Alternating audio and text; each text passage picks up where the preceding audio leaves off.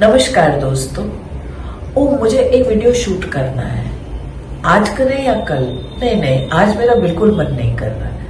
नहीं, जरूर करना है, आज ही करके भेजना है। अच्छा 2 घंटे, अच्छा अभी थोड़ी देर बाद कर लेते हैं। मन नहीं कर रहा करने का। मैं पहले ना खाना खा लूं फिर करूंगी। खाना खा लिया, अब क्या करूं? खाना खा लिया, अब थोड़ा सा थक गई हूँ, अब थोड़ी देर सो जाऊं, उसके बाद वीडियो शूट कर लूंगी। और ये वीडियो कल से होता होता आज शूट हो रहा है। नमस्कार दोस्तों, आज फिर हम गीतांजलि की काउंसलिंग में आप सबका स्वागत है। आज हम इसी मुद्दे पे बात करेंगे कि कल, परसों, कल, आज, अभी, नहीं, कब, ये हम क्यों करते हैं। तो आज का मुद्दा जिस पर आप और हम जुड़ रहे हैं वो मुद्दा है प्रोक्रेस्टिनाइजेशन। क्यों करते हैं हम सब प्रोक्रेस्टिनाइजेशन? प्रोक्रेस्टिनाइजेशन होती क्या है? काम को पोस्टपोन करते चले जाना। पता है कि बहुत जरूरी है, पता है कि करना है, लेकिन अभी नहीं करना है, अभी हो नहीं रहा है, अभी मन नहीं कर रहा है। कोई ना कोई बहाना, कोई ना कोई वजह ढूंढते रह जाना और काम को पीछे से पीछे करते चले जाना। और फिर जितना काम को पीछे कर दिया, फिर काम ना होने की वजह से उदास हो जाना, परेशान हो जाना, काम ना करने की वजह से अपने आप को कसूरवार ठहराना।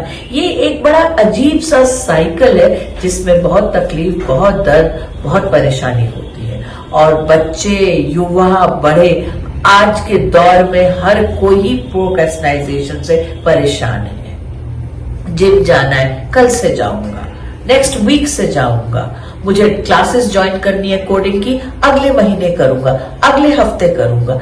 मतलब कोई भी वर्ग का व्यक्ति है वो प्रोक्रेस्टिनाइजेशन से ग्रस्त है। इसको पहचानने के लक्षण क्या है, इनको जान लेते हैं। बातें बड़ी बड़ी हो रही हैं लेकिन काम नहीं हो रहा। टाइम टेबल्स बन रहे हैं लेकिन टाइम टेबल्स फॉलो नहीं हो रहे।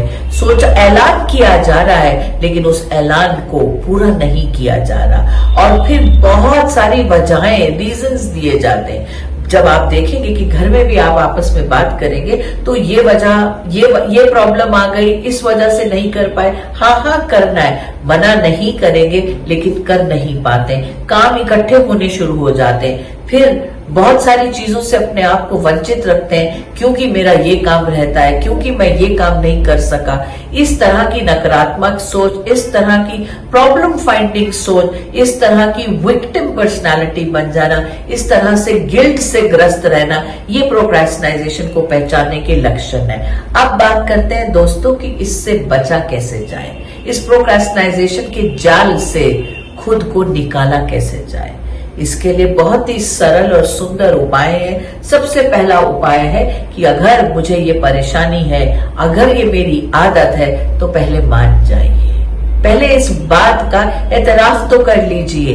क्योंकि जब तक हम एक्सेप्ट नहीं करेंगे कि हमें एक परेशानी है, हम उस परेशानी का हल नहीं निकाल सकते। तो सबसे बड़ी जरूरी बात यह है, पहली बात यह है कि एक्सेप्टेंस लेना है of the situation, of the problem. अब आती है बात कि ये परेशानी से मैं इतना परेशान हूं, इस परेशानी से मेरा मानसिक स्वास्थ्य भी कहीं ना कहीं डिस्टर्ब हो रहा है, इससे मेरे रिश्तों में दूरी आ रही है। हाँ, मुझे बात करने जाना है, हाँ मुझे अपनी गलती का अपोलोजाइज करना है उन्हें, हाँ मुझे उन्हें ये चीज पहुंचानी है, लौटानी है, लेकिन हम सब ख्यालों में करते रह जाते हैं और रिश्ते टूट जाते हैं, रिश्तों में दरार आ जाती है, नुकसान हो जाते हैं। तो इन सब चीजों को एक्सेप्ट करते हुए फिर रिफ्लेक्ट करना है कि मैं क्यों कर रहा हूं, क्यों होता है मेरे से।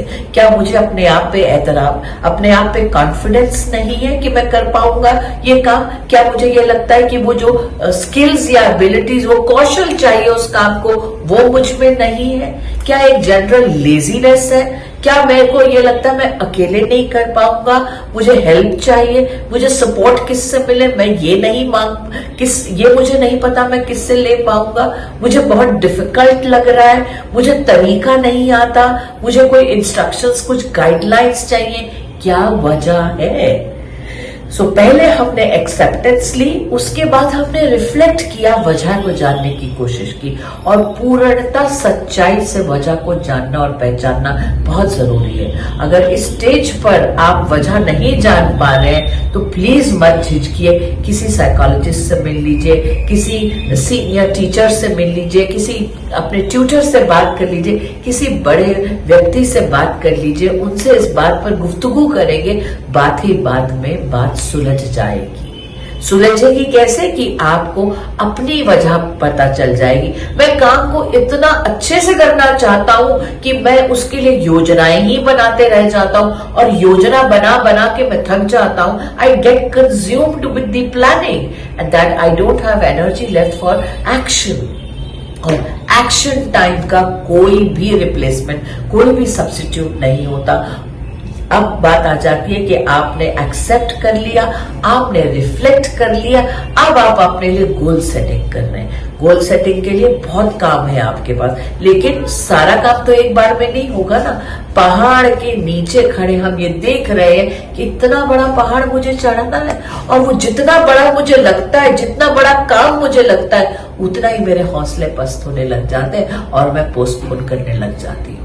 इसलिए जरूरी है कि आप अपने काम को छोटे छोटे हिस्सों में बांट लीजिए, छोटे छोटे गोल्स बनाइए, और फिर उन गोल्स को पूरा करने की कोशिश कीजिए। जब आप एक छोटा सा गोल अचीव कर लेंगे, एक छोटा सा काम कर लेंगे, दूसरा छोटा सा काम कर लेंगे, तो एक हौसला बढ़ता है। भाई मैं जिम जाऊंगा, मैं 1 घंटा जिमिंग करूंगा।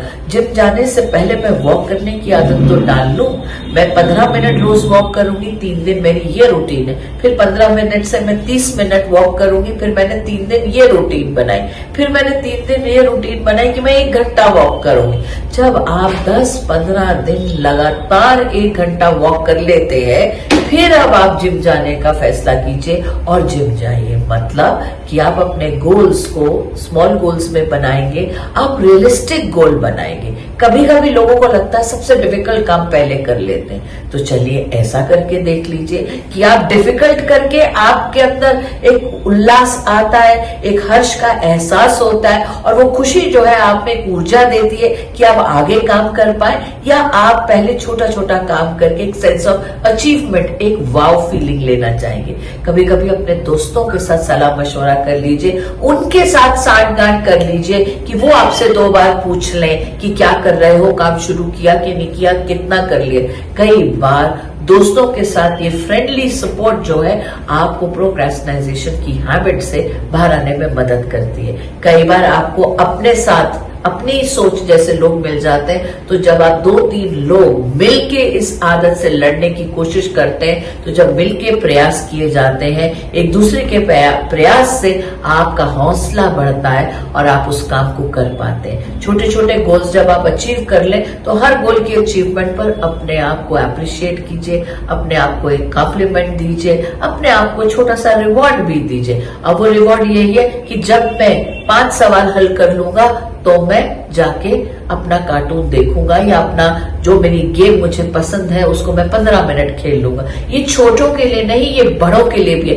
कॉलेज में पढ़ने वाले लोग भी इस बात को फॉलो कर सकते हैं, और जो कामकाजी लोग हैं वो भी इस बात से फायदा ले सकते हैं कि जो भी हमारी आदत है, जो हमसे छूट नहीं रही है, और खासकर आज नहीं कल, कल नहीं परसों, और फिर बीत जाते हैं बरसों कि हम उस आदत से बाहर नहीं आ पाते। कोशिश कीजिए एक छोटा सा कदम सही डायरेक्शन में आप लेंगे कि हम मानते हैं कि हम इस आदत से ग्रस्त हैं, और इसे दूर करने के लिए छोटे छोटे से कदम आप उठाते हैं, जिसमें कि बात कीजिए, बात करने से बात बनेगी। थोड़ी सी बात खुद से कीजिए, थोड़ी सी बात अपने दोस्तों से कीजिए, दोस्तों से भी नहीं बात बन रही तो किसी बाहर एक मेंटल हेल्थ प्रोफेशनल से कीजिए, ताकि आप इस आदत से बाहर आ सके। और इस आदत से बाहर आने के लिए आपको अपनी सही वजह पहचाननी बहुत जरूरी है, और सही वजह कोई नहीं बता सकता। कुछ कदम अंदर जाइए, कुछ देर अपने आप से बैठ के बात कीजिए, आपको अपनी वजह मिलेगी, और उस वजह के से होने वाले नुकसान की फिर एक्सेप्टेंस लीजिए, तो आप उस नुकसान की बचत कर पाएंगे, आप इस आदत को छोड़ पाएंगे। Thank you so much. बस इन्हीं लफ्जों के साथ आपसे मैं अलविदा कहती हूँ। अगले हफ्ते फिर मुलाकात होगी एक नए मुद्दे के साथ। Thank you. हमारे चैनल आई ऑफ ट्रुथ को सब्सक्राइब कीजिए यूट्यूब पर, इसे फॉलो कीजिए फेसबुक पर, इंस्टाग्राम पर, ट्विटर पर और कू पर। हमारे चैनल के बारे में फीडबैक देने के लिए हमें मेल कीजिए ioftruth.6@gmail.com पर।